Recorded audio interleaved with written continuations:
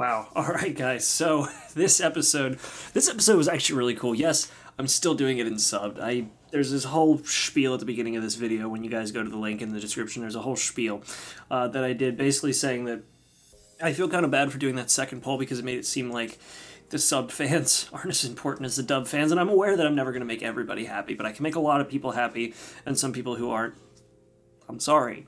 So I'm not going to go into that. I did an opening thing and basically felt bad for doing the poll and sticking with sub because subbed won in both categories, and I'm not turning this into the 2017 election where popular vote over actual vote is going to make a difference. Politics.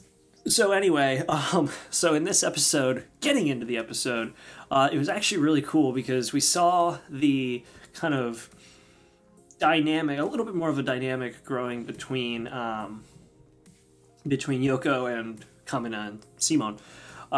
Just because, you know, they're starting to know each other better. They kind of have to deal with one another now. It's only episode 3, because as you remember last episode, we got kicked in the nuts by the fact that Kamina's dad, after all the stuff that went on, you know, Kamina's going to the surface to meet his dad and find his dad. He found his dad, and his dad was dead.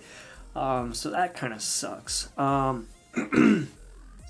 after that, we see that on certain, I think it was during the day or something, I forget exactly what the criteria was, but there was no fighting, or there wasn't supposed to be any fighting with gunmen, or there wasn't going to be any fighting with gunmen, so they were going to go hunt for food. And we came across somebody from the human was it the eradication or elimination? One of the two, human eradication force.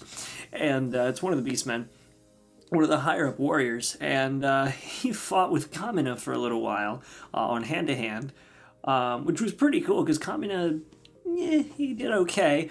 Freaking katana, he pulled the katana out, and it looked like it just went for just an irresponsibly long length katana. Like, it was ridiculous. So they fought a little like that. And then they fought in the gunman, and Kamina and Simon got their asses handed to them by this guy. Like, this dude was really good with his gunman.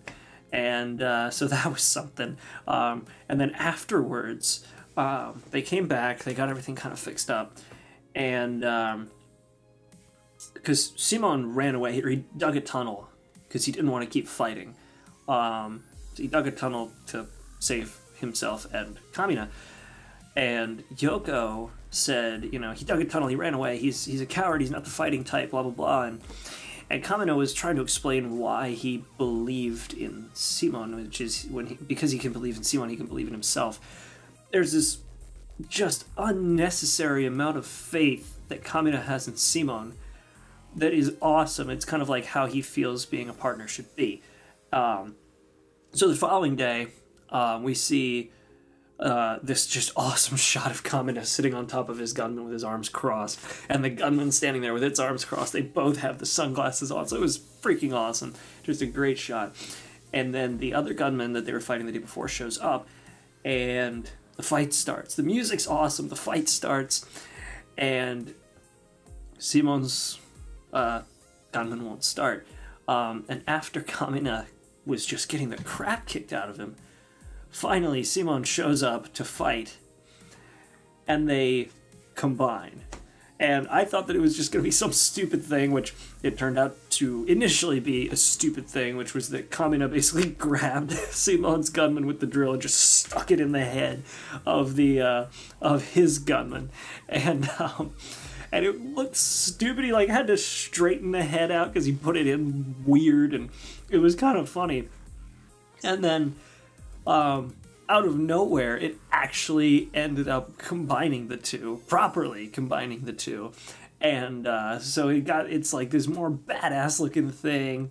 They busted the head on the gunman that they were fighting and took the helmet and put it on, and it turned into the same color and everything. So it looked really cool. And so they didn't win the fight, but they definitely put a hurting on this guy, and he ran away, or he retreated, ran away. Yeah, and then Yoko apologized for what she said or what she said about Simon.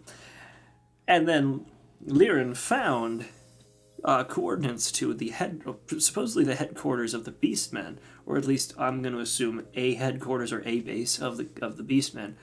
And so they left. Kamina took the cape from his dad, and Simon took the armband, or took a rag of it and made it into an armband from the cape. And so they all left. Lagann went with them because, oh, you don't need a mechanical specialist for your trip, that kind of. He got himself in that. He's got like tons of luggage. It's hilarious. I love him. And as they were leaving, Yoko kind of looked upset.